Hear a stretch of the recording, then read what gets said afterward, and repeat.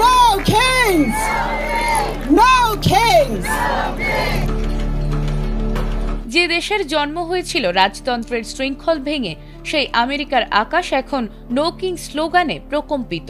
নিজের দেশের নাগরিকরাই যেন বিরক্ত ট্রাম্পের ওপর। দ্বিতীয় মেয়াদে ক্ষমতা গ্রহণের পর তার বিতর্কিত সব সিদ্ধান্তের প্রতিবাদে রাজপথে নেমে এসেছে লাখ লাখ মানুষ।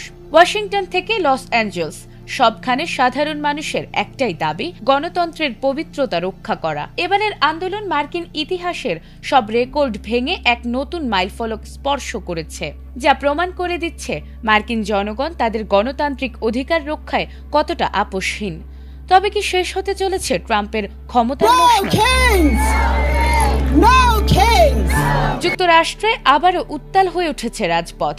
ক্ষমতা, নীতি এবং যুদ্ধ, এই তিন ইস্যুকে কেন্দ্র করে শনিবার নো কিংস নামক আন্দোলনের ডাক দেয়া হয়েছে। নো কিংস আন্দোলনের তৃতীয় বড় কর্মসূচি হিসেবে যুক্তরাষ্ট্রের 50টি অঙ্গরাজ্যে 3,300 এর বেশি সমাবেশ অনুষ্ঠিত হয়েছে, যেখানে রাস্তায় নেমেছে লাখো মানুষ। আর বড় শহরের গণ্ডি পেরিয়ে এবার ছোট শহরগুলোতেও ছড়িয়ে পড়েছে এই বিক্ষোভ, যা এটিকে সাম্প্রতিক ইতিহাসের অন্যতম বিস্তৃত আন্দোলনে পরিণত করেছে। আন্দোলনের কেন্দ্রবিন্দু ছিল নির্বাহী ক্ষমতার অপব্যবহারের অভিযোগ, তবে বাস্তবে এতে যুক্ত হয়েছে বহু ইস্যু। ইরানকে ঘিরে নতুন যুদ্ধের আশঙ্কা, লাগামহীন দ্রব্যমূল্য, কঠোর অভিবাসন নীতি এবং গর্ভপাত অধিকারের সীমাবদ্ধতা।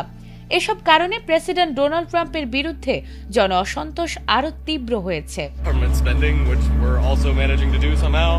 এ বিষয়ে মিনেসোটার গভর্নর বলেন, গণতন্ত্র হুমকিতে পড়লে মিনেসোটা কখনো নীরব থাকবে না, আর তাই সবচেয়ে বড় সমাবেশটি হয়েছে মিনেসোটাতেই।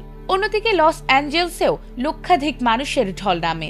অংশগ্রহণকারীরা বলছেন, অর্থনৈতিক চাপ এখন মানুষের প্রধান উদ্বেগ, যা যুদ্ধ পরিস্থিতির কারণে আরও বাড়ছে। অন্যদিকে এমন আন্দোলন ইসরায়েলেও জোরালো হচ্ছে। এর আগে গত অক্টোবরে প্রায় 70 লাখ মানুষের অংশগ্রহণে যুক্তরাষ্ট্রের সর্ববৃহৎ বিক্ষোভ হয়েছিল। আয়োজকদের ধারণা, এবারের সংখ্যা সেই রেকর্ড ছাড়িয়ে যেতে পারে।